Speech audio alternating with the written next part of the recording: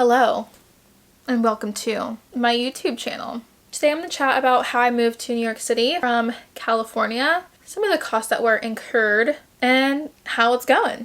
So let's get into it.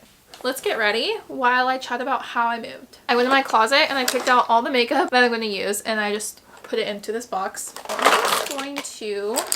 So I randomly subleased a bedroom last April, so April 2023, with my best friend. We were sitting on the couch like hanging out one day and she saw on Instagram that one of her friends from high school posted that they were subleasing their room, and I was like, oh my god, like we should do it. It'd be like so much fun just to go there for a couple weeks, whatever it may be. And so she reached out and yeah, it all worked out and we shared a full-size bed in a pretty small bedroom. I mean, it's New York City, for 3 weeks. I think that's a true test of a friendship, is if you can last in a little bedroom and not want to kill each other. I had so much fun, and my best friend Kara like could not wait to come back home to San Diego, which is where she's from. And for me, I did not want to leave. I wasn't ready to leave. I just loved the culture and just the overall like way of living in New York City. You get to like walk everywhere. There's so many coffee shops, and anyways, I just wasn't ready to leave. And so whenever we subleased, she had a roommate, so we stayed with that roommate, and I really liked Becky. Like, I thought she was really cool. So Becky knew how much I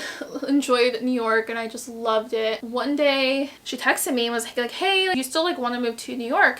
And I was like, yeah, like I'd be down, because I didn't know where to like really move to. All my like trips were pretty much done and I was just kind of at my dad's house at that point. I was definitely looking to move somewhere though, because all my stuff was in the garage and my dad was like, get all your stuff out.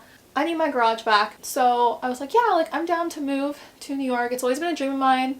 What do I have to lose? Like, let's just do it to it.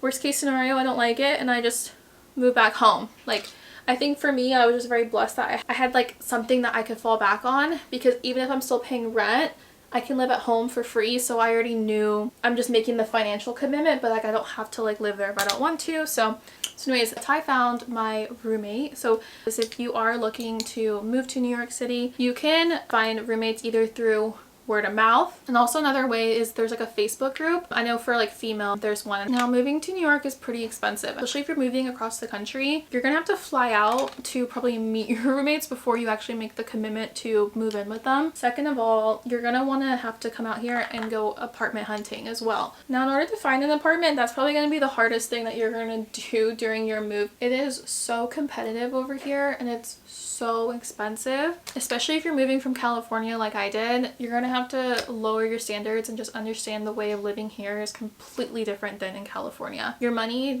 it's just not, it's like apples and oranges essentially.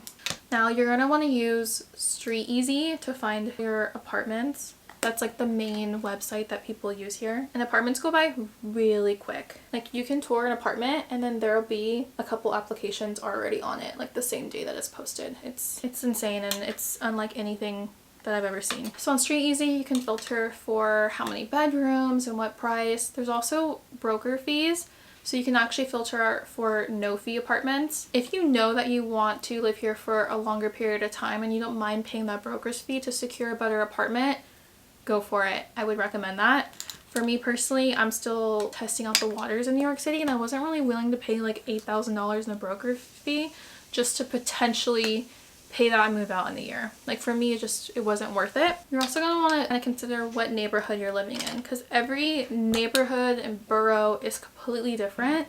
Now originally I wanted to live in West Village or Greenwich. I liked Flatiron Nomad area as well, but my wallet just, the stars were not aligning. So we actually found some place in Williamsburg, which is where I live currently. Now I got really lucky because my roommate already lived in New York City, so she was able to actually do all the apartment like hunting per se.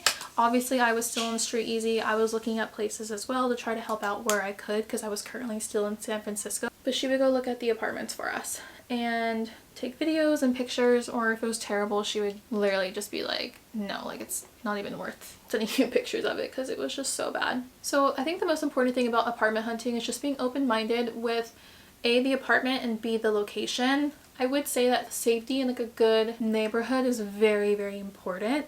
And if there's no laundry unit, I mean, you can always do laundry services. but you need to factor that into the overall cost of living because that stuff adds up. You need to keep in mind how many applications you're going to put in for apartments because you'll find something, but there's going to be other competition. And sometimes if there's a ton of people applying on the same day, they're just going to go based off of who's best qualifier in terms of how much income they have and a lot of different factors like that. So we actually had to apply to a couple apartments. And so if you're doing that constantly, I mean, it's going to add up. And then also you have to think about the cost of the subway when you go to tour apartments. So a one-way ride on the train is $2.90. So let's say $6. So if you're going to go tour 40 apartments times $6, whatever amount that is, yeah. So just keep that in mind. In terms of where we are in the story, have my roommate and we found our apartment. Now in terms of moving my stuff from California over to New York City, I actually got a U-Haul Ubox. Pack up all your stuff and then you can either drop it off at U-Haul or they can come pick it up. It is more expensive to have them pick it up and or drop it off to you. Now the overall cost of this, I paid around $1,500 in total between having the U-Box and then the delivery fees and the shipping fees and all that fun stuff. Other things to factor into the cost of moving here are the flights, baggage fees. Ubers are so expensive, especially from the airport and to the airport. Look to spend, I would say, $100 each way. You can take the train, but if you have a heavy suitcase like me, my suitcase is always at the maximum limit of 50 pounds. It's going to be pretty tough to take the subway because there's a lot of stairs going in and out of the subway stations.